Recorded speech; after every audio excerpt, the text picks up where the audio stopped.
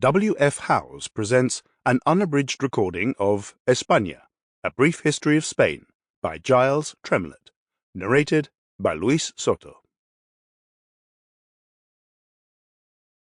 Introduction.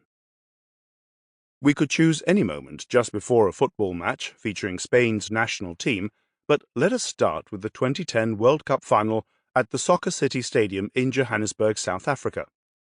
The game will end in victory thanks to an extra-time goal by Andrés Iniesta, provoking an outpouring of national jubilation and pride. La Roja, the Reds, were the champions of the world.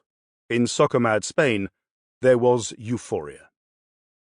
Before the match started, however, television viewers around the world were puzzled. When the national anthems were played, the Netherlands players shouted out the words to the Wilhelmus, which is said to date back to 1572 and commemorates William of Orange, the leader of the Dutch revolt against Spanish rule. They sang about their country's guiltless blood, faithful warriors, and steadfast hearts. In contrast, Iniesta, Xavi, Puyol, and the Spanish squad merely hummed. Their national anthem has no words. Why is this? Because Spaniards disagree so profoundly about their own history that they dare not put words to it. They cannot conjure up that treacly mixture of geography, history, folklore, and bombast that is the essence of such anthems. National pride cannot be put to words. Spain has no national story that it can celebrate in comfort. That makes it almost unique.